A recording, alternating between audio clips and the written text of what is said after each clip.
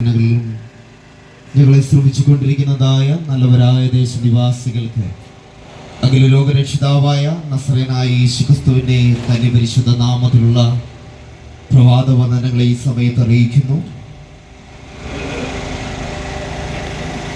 ഇന്ന് ഈ ദേശത്ത് കടന്നു വന്ന കർത്താവിന്റെ മാറ്റമില്ലാത്ത സന്ദേശം വിളിച്ചറിയിക്കുവാൻ കർത്താവ് ഞങ്ങൾക്ക് അവസരങ്ങളെ ഒരുക്കിയതിനാൽ സ്തോത്രം ചെയ്യുന്നു. കാലം അതിന്റെ അന്ത്യകാലഘട്ടത്തിലേക്ക് കടന്നു വന്നുകൊണ്ടിരിക്കുമ്പോൾ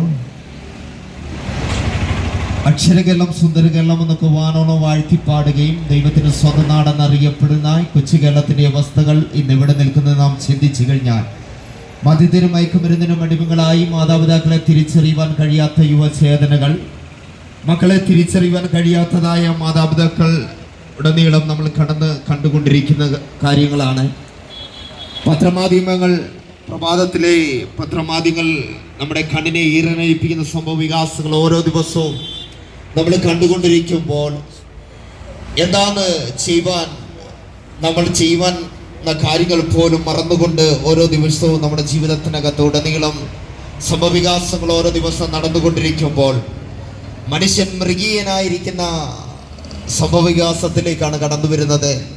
ബൈബിൾ വ്യക്തമായിട്ട് വിളിച്ചു പറയുന്നു, മാനത്തോടിരിക്കുന്ന മനുഷ്യൻ വിവേകഹീനനെങ്കിൽ നശിച്ചു പോകുന്ന മൃഗത്തിന് തുല്യനായി മാറുകയാണ്.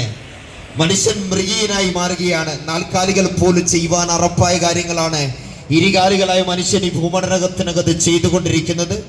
ഇതിലെല്ലാം പിന്നിലെ ചേതവികാരം എന്തെന്ന് ചോദിച്ചു കഴിഞ്ഞാൽ മദ്യവും ലഹരി പദാർത്ഥങ്ങളുടെ ഉപയോഗം നിമിത്തമാണ് മനുഷ്യന്റെ മാനവികത നഷ്ടപ്പെട്ടവനായി, ദിശാബോധം നഷ്ടപ്പെട്ടവനായി, മനുഷ്യന്റെ മനസാക്ഷികൾ പോലും മരവിപ്പിക്കുന്ന സംഭവവികാസങ്ങൾ ഓരോ ദിവസവും ഈ ഭൂമണ്ഡലത്തിനകത്ത് അരങ്ങ് തകർത്ത് ആടിക്കൊണ്ടിരിക്കുന്ന സാഹചര്യത്തിലാണ് ഉടനീളം കടന്നു വരുന്നത്. ഇപ്പോൾ ഓരോ ദിവസവും പ്രഭാതത്തിലെ പത്രമാധ്യമങ്ങൾ കടന്നു കഴിഞ്ഞാൽ കൊലപാതകങ്ങൾ, പീഡനങ്ങൾ, അക്രമ രാഷ്ട്രീയം പോലുള്ളതായ പല കൂട്ടം കാര്യങ്ങളാണ് ഈ ഭൂമണ്ഡലത്തിനകത്ത് നടന്നുകൊണ്ടിരിക്കുന്നത്. ഇതെല്ലാം നടക്കുമ്പോഴും മനുഷ്യന്റെ മാനവികത പോലും നഷ്ടപ്പെട്ടവനായി, മനുഷ്യന്റെ മനസാക്ഷികൾ പോലും അധപ്പതിക്കുന്ന സമൂഹത്തിലാണ് നമ്മൾ ജീവിച്ചു കൊണ്ടിരിക്കുന്നത്. നമ്മൾ അനവധി വാർത്താമാധ്യമങ്ങൾ തിരിച്ചറിയുവാൻ കഴിയുന്നത് ഒരപ്പന്റെ കുടിനിമിത്തം 9ാം ക്ലാസ്സുകാരൻ അവന്റെ അപ്പന്റെ കുടിച്ച് അതിനകത്തുനിന്ന് ലഭിച്ചതായ കുപ്പിക്കകത്തു ലഭിച്ചതായ അല്ലെങ്കിൽ ബാലൻസ് കുടിച്ച് അവന്റെ ആന്തരികവകം നഷ്ടപ്പെട്ടവനായി 9ാം ക്ലാസ്സുകാരൻ ഈ ലോകത്തോട് വിട പറഞ്ഞു. അതുപോലെ തന്നെ നമ്മൾ വായിച്ചതായ ഒരു വാർത്തയാണ്, ഇപ്രകാരമാണ്: അപ്പന്റെ കുടിനിമിത്തം ഭവനത്തിലേക്ക് കടന്നു വരുമ്പോൾ അപ്പനെ ഭയന്നുകൊണ്ട് ഒരു പെൺപൈതൽ ഒളിച്ച് അടുത്ത കുറിങ്കാട്ടിനകത്ത് ഒളിച്ചപ്പോൾ അവിടുത്തെ ഒരു വിഷപ്പാമ്പിന്റെ കടിയേറ്റ് ആ കുഞ്ഞ് ധാരണമായി അന്ത്യം വരിക്കുവാൻ ഇടയായി തീർന്നു.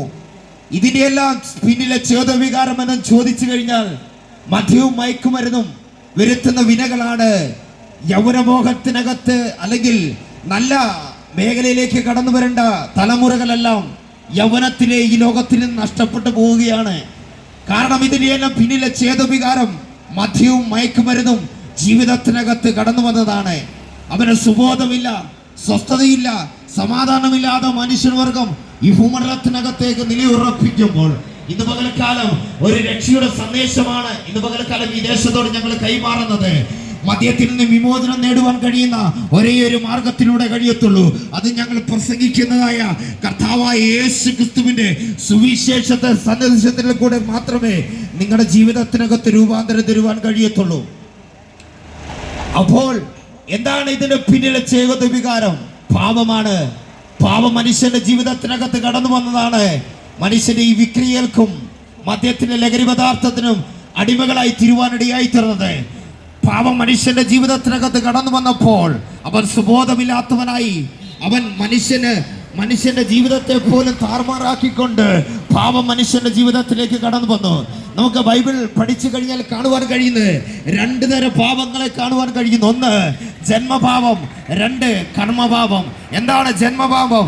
ഒരു മനുഷ്യൻ ജനിച്ചു വീഴുന്നപ്പോൾ പാപത്തിലേക്ക് പിറന്നു വീഴുകയാണ്. അവന്റെ ജീവിതം കൊണ്ട് അല്ലെങ്കിൽ പാപത്തിലേക്ക് അവനെ അല്ലെങ്കിൽ ജനിച്ചു വീഴുകയാണ്. രണ്ടാമത്തെ പാപം എന്ന് പറയുന്നത് കർമ്മപാപമാണ്. ജനിച്ച് അവൻ ജൈത്രയാത്ര മുമ്പോട്ട് ജീവിക്കുമ്പോൾ അവന്റെ ജീവിതത്തിനകത്ത് ഉണ്ടാകുന്നതായ ഒരു കർമ്മപാർകൾ കൊണ്ടുണ്ടാകുന്നതായ പാപം അവന്റെ ജീവിതത്തിനകത്ത് അവന്റെ ജീവിതത്തിനകത്ത് മുമ്പോട്ട് കടന്നു പോകാൻ കഴിയാതെ പാപത്തിന് അടിമകളായി തീരുവാനിടയായി തീരും. ഇന്ന് പകൽക്കാലം പാപത്തിന് അടിമകളായി തീരുന്ന ജനത്തിന് വിമോചകനായ കർത്താവായ യേശു ക്രിസ്തു 2025 വർഷങ്ങൾക്ക് പിന്നിലായി കാൽവരിയുടെ കൊലക്കളത്തിൽ യാഗമായി തീർന്ന കർത്താവായ യേശു ക്രിസ്തുവിൽ വിശ്വസിച്ചാൽ മാത്രമേ ഈ പാപത്തിൽ നിന്ന് ഒരു വിമോചനം ലഭിക്കുവാൻ കഴിയുന്നുള്ളൂ.